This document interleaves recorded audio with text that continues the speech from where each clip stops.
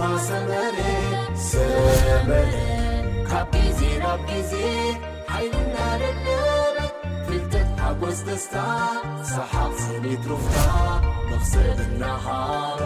سينما سمري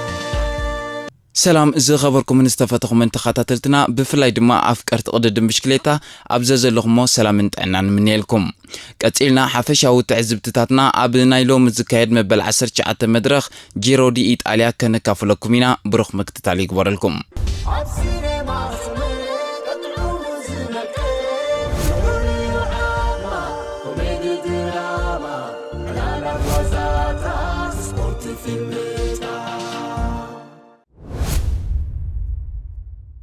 زي خبركم سمعتنا بزيكا نايلوم مدرخ قديفكا بحفشا وددر جيرو دي إيطاليا 2022 غزازم كلتا معالتي مالت كلتا مدرخات تريفو يركب زي مالت سنبت معالتي نزخفتو مغارجا كعاتيو لوم معالتي تقدادمتي كاب مارانو لاغوراني مبقس بمقبار اب سانتيواري دي كاستيلي مونتي زازم 4 ناي عقب كاتاغوري كلتا ناي انترميديت قصبتا وددر زحقوفه 178 كيلومتر زيشفن ناي عقب مدرخيم كسلاسلو بزيكا ابتن ناي فلما غولاغول زبزحن كيلومترات عقب زعبلو لقرص مريت بمخانو حجون نحاخورت عقب التوناون مدرخ كوينان رغبا ميكيل لاندا جاو هندلي كمون ريتشارد كاراباس دما ابز نايلوم وددر توسخ نطب كحفصو تصبيتي غبرلوم تقدادمتي كما اقدمنا زغلصنايو مبغس بوتኦም كاب مارانو لاغوراني تسري زلو زختما اب جماغم بحري اب زوبا فيريولي فينيتسيا جوليا ميتركب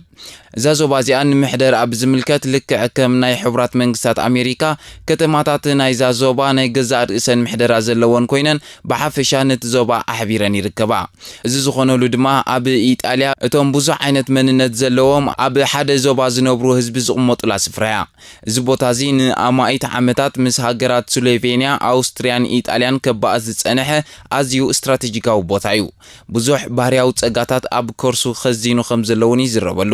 ተቀዳድምቲ ልክዕ ንምዃን 55 ኪሎሜትር ጎላጎል ድሕሪ ምዝዋር ኣብ ቦያ ዝተባሃለ ቦታ ንናይ ነጥቢ ማለት ቺክላሚኖ ዝወዳደሩ ተቀዳድምቲ እተርብሕ ቅጽበታዊ ውድድር ተሰሪዓትሎም ኣላ ተቀዳድምቲ ካብ ዝንኔው ጎቦታት ምሕኳር ናት ናይሎም ዝሕዝዎ ክኸውን እዩ ክሳብ ዚ ኪሎሜትር ዚ ስፕሪንተርስ ተቀዳድምቲ ነታ ቅድሚ ዝኾነ ይኹን ዓቐብ ዘላ ቀዳሚቲ ኢንተርሚዲየት ሕንጻጽ ቀዲሞም ንምርጋጽ ኢሎም ጥራዮም ናብ ዝውድድር ከኣትዉ ብልክዕ እቶም ናይ ዓቐብውን ክሳብ ዝተገልጸ ቦታ እዚ ንስፕሪንተር ናይ ጋንቶኦም ክሰርሑ ድሕሪ ምጽናሖም ናብ ወራዮም ክጽመዱ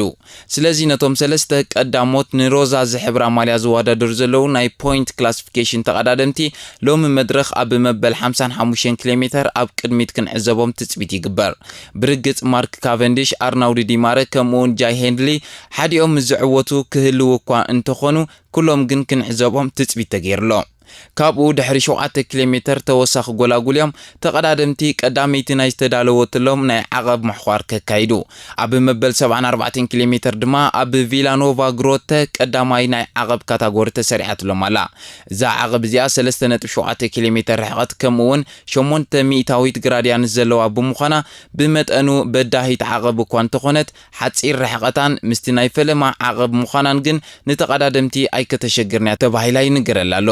ስለዚ ምን ክዕወተላ ይኽእል ኣሸጋሪት እኳ እንተኾነት ሃዲሙ ናይ ዝወዓለ ሕንጻጽ ክትከውን ከም ትኽእል ግን ተኽእሎታት ኣሎ ተቀዳድምቲ ንዝደየብዎ ዓቐብ ቪላኖቫ ግሮተ ቁልቁሎቱ ምስ ወረዱ ሕጂ እውን ብቐጥታ ኣብ ምሕኳር ካልአይቲ ናይ ዓቐብ ካታጎሪኦም ክጽመዱ እዛ ኣብ መበል 94 ኪሎሜትር ኣብ ፓሶ ዲ ታኔሚያ ተሰሪዓትሎም ዘላ ካልአይቲ ናይ ዓቐብ ካታጎሪ ካብታ ቀዳመይቲ ትርር ዝበለት ኮይና 12 ኪሎሜትር ርሕቀት ዘለዋን 4.7 ሚታዊት ገምጋም ግራድያን ስትውንን እያ ብድሕሪዚ 74 ኪሎሜትር ተረፍ ጉዕዞን ንምዝዛም ክኸውን እንከሎ ብዶብ ስሎቬንያ ክሓልፉ እዚ መስመር እዚ ንኻላይ ግዜኡ ጂሮ ዘእንግድ ዘሎ ኮይኑ ቅድሚ ሕጂ ብሰንኪ ጸጥታዊ ጉዳይ ንግዜኡ ውድድራት ከካየደ ይጸኒሑ ሎም መዓልቲ ተቀዳድምቲ ኣብዘን ዝተጠቕሳ ኪሎሜትራት ክበጽሑን ከለው ብጻዕቂ ደገፍቲ ናይቲ ኣብዚ ውድድር ንበይኑ ዝሳተፍ ዘሎ ስሎቬንያዊ ተቀዳዳማይ ኣባል ጋንታ ባህሬን ቪክቶሪያ ዝኾነ ዶሜን ኖቫክ ንምድጋፍ ጽር ጽርግያ ብባንዴራ ስሎቬንያ ክመልእዋ ትጽቢት ይግበር። ተቐዳደምቲ ብዶብ ሓሊፎም ናብ ዣጋ ዝተባህለ ቦታ እዮም ከቕንዑ። ቀጺሎም ሳልሳይ ናይ ዓቐብ ካታጎሪ ንምድያብ ተቐዳድምቲ ክሳብ ኮልቮራት ዝተባህለ ቦታ 10 ኪሎሜተር ዝንውሓቱ 9.2 ግራድያን ዝግምገም ዓቐብ ከሓኹር እዮም። እዛ 15 ነጥቢ እትእክብ ዓቐብ ምስቲ ዘሎ ፍልልይ ኣብ ግምት የእቲኻ ብዙሕ ኣገዳሲት ኣይገብራን እዩ። ኮልቮራት ሓንቲ ካብተን ኣብ ካልኣይ ኩናት ዓለም ደጀን ወታደራት ኢጣልያ ዝነበረት ቦታ እያ። ብኣዝዩ ዘገርም ኣገባብ ዝተሃንጸ ድፍዓትን መሰለይ ቦታታትን ዘለዋ ታሪኻዊ ቅርስታት ኢጣልያ ሒዛ ትርከብ በራኽ ቦታ እያ። ብድሕሪ ቁልቁለት ትሪባል ሱፖሬሬ ስትሬና ሜርሶ ዲ ሶፕራ ዝኣመሰላ ቦታታት ወሪዶም ድማ ኣብ መበል 168 ኪሎሜተር ኣብ ቺቪዳሊ ዴል ፊዮሊ ናይ ኢንተርሚዲየት ውድድር ከካይድዮም። እዚ ኣብ ዓቐብ ዝዛዝም ናይ ሎሚ መድረኽ ድማ ተቐዳደምቲ ናይ መዛዘሚት ናይ ዓቐብ ካታጎሪ ንምድያብ ናብ ሳንቱዋሪ ዲ ካስቴልሞንቴ እዮም ከሓኽሩ። እዚ ዓቐብ እዚኣ 7.1 ኪሎሜተርን 7.8 ሚታዊት ግራድያንስ ኮይና መዛዘሚት ሕንጻጽ ናይ ዝመድረኽ ኮይና ትርከብ። ስለዚ ሕጂ እውን ኣብዛ ሕንጻጽ ቀዲሞም ዝበጽሑ እቶም ኣብ ናይ ዓቐብ ቅልስ ተጸሚዶም ዘለዉ ኮይኖም ብሬክ ኣዌይ ማለት ሃጅሞም ብምውዓል ክዕወቱ ትጽቢት ይግበር። ድንቂ ብቕዓት ዘንጸባርቑ ዘለዉ ጋንታታት ዩኤኢን ቦራን ሕጂ እውን ኣብ ዓቐብ ዝዓብለሎም መድረኽ ካሜራታት ጂሮ ዓብሊሎም ክውዕሉ ትጽቢት ይግበር።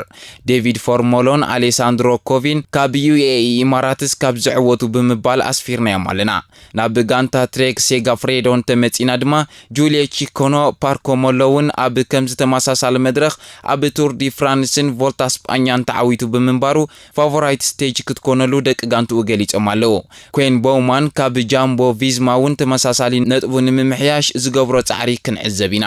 ትማሊ ኣብ ዝተኻየደ ስፕሪንተር ፋይናል ደይ ዝብል መፀውዒ ዝተዋሃባ መድረኽ ከም ዝተዓዘብናዮ ቀዳማይ ድሬስ ዲ ቦንድ ዕውት መድረኽ ክኸውን እንከሎ ሪቻርድ ካራፓዝ ሕጂ እውን ኣብ ናይ ጂሲ ክላሲፊኬሽን መሪሕነቱ ሒዙ ይቕጽል ኣሎ። እንተኾነ ግን እዚ ደረጃ እዚ ገና ዘቕስን ከም ዘይኮነ ምስ ሄንድሊ ዘሎ ናይ 3 ካልኢት ፍልልይ ክነግረና ይኽእል። ጃኦ አልሜዳ ካብ ዩኤኢ ኢማራትስ ኣብ 17 መድረኽ ነጥቢ ኸሲሩ እንከሎ ንጻዕዳ ማልያ ክወድያ እኳ እንተኸኣለ ትማል ንጎ ኣብ ዝተገብረ ናይ ኮቪድ ምርመራ ግን ተለኺፉ ብምጽንሑ ጁዋን ፔድሮ ሎፔዝ ነዛ ማልያ ክቕበላ በቒሎ። ኣብ ናይ ዓቐብ ሕጂ እውን ምቅያር ማልያ ኣይተረኣየን። ኩዌን ቦውማንዩ ለቢስዋ ኣብ ናይ ሎሚ መድረኽ ከኣቱ። ኣርናውድ ዲማረ ኣብቲ ንሱ ዝመርሖ ዘሎ ናይ ነጥቢ ውድድር ምስቲ ካልኣይ ኮይኑ ዝስዕቦ ዘሎ ማርክ ካቨንዲሽ ዝነበሮ ናይ ነጥቢ ፍልልይ መሊሱ ኣግፊሕዎ ኣሎ።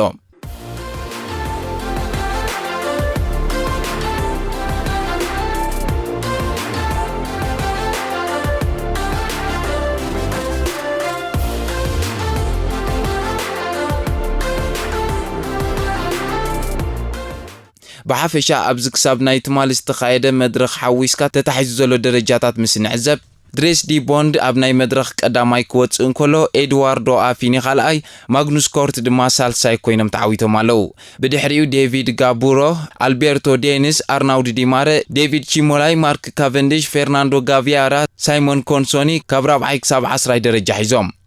ኣብ ናይ ጀነራል ክላሲፊኬሽን ማለት ናይ ግዜ እንድሕር ዳኣ ተዓዚብና ድማ ሪቻርድ ካራፓዝ ቀዳማይ፣ ጃይ ሄንድሌይ ካልኣይ፣ ሚካኤል ላንዳ ድማ ሳልሳይ ኮይኖም ክመርሑ እንከለዉ ቪንቸንሶ ኒቤሊ፣ ፔሎ ቢልባኦ፣ ጃን ሄርት፣ ኢማኑኤል ባችማን፣ ዶሞኒኮ ፖሶቪቮ፣ ጁዋን ፔድሮ ሎፔዝ ከምኡውን ሃግካርቲ ካብ 4ይ ክሳብ 10ይ ደረጃ ሒዞም ኣለዉ። ብድሕሪ ዝቐፂልና ኣብ ናይ ነጥቢ ወይ ድማ ናይ ቺክላሚኒዮ ማልያ እንድሕር ዳኣ ተዓዚብና ኣርናውድ ዲማረ ብ254 ቀዳማይ፣ ማርክ ካቨንዲሽ ብ132 ነጥቢ ካልኣይ፣ ፈርናንዶ ጋቪያራ ድማ ብ124 ሳልሳይ ኮይኖም ይመርሑ ኣለዉ። ኣብ ናይ ዓቐብ ውድድር ድማ ኩዌን ቦውማን ካብ ጃምቦ ቪዝማ ብ218 ቀዳማይ፣ ጁልየ ቺኮነ ካብ ትሬክ ሴጋፍሬዶ ብ103 ካልኣይ፣ ከምኡውን ዲያጎ ሮዛ ካብ ኤሎ ኮሜታ ብ94 ነጥቢ ሳልሳይ ኮይኖም ይመርሑ ኣለዉ።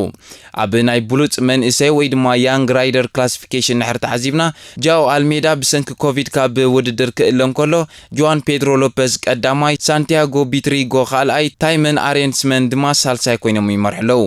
ኣብ ናይ ጋንታ እንድሕር ዳኣ ተዓዚብና ድማ ሕጂ እውን ባህሬን ቪክቶሪየስ ቀዳማይ፣ ቦራ ካልእይቲ፣ ኢንተርማርች ዋንቲ ጎቨርት ድማ ሳልሰይቲ ኮይነን ይቕጽላ ኣለዋ። ዝኸበርኩም ሰማዕትና ናይ ሎሚ ትሕዝቶ መደብና ኣብዚ ይፍጸም። ኣብ ናይ ውጽኢት የራኽበና ከምኡውን ላይክ፣ ሼር፣ ሳብስክራይብ ምግባር ኣይትረስዑ። ስለምክታልኩም ነመስግን። ሲኒማ ሰመሬ ካብ ጊዜ ናብ ጊዜ ሓይልና ለለበት ፍልጠት ሓጐስ ደስታ ሰሓቕ ስኒት ሩፍታ መኽሰብ እናሃበ ሲኔማ ሰመረ ኣብ ሲኔማ ሰመረ ቀጥዑሙ ዝነቀ ሩልዮዓማ ኮሜዲ ድራማ ዕላላት ዋዛታት ስፖርት ፊልም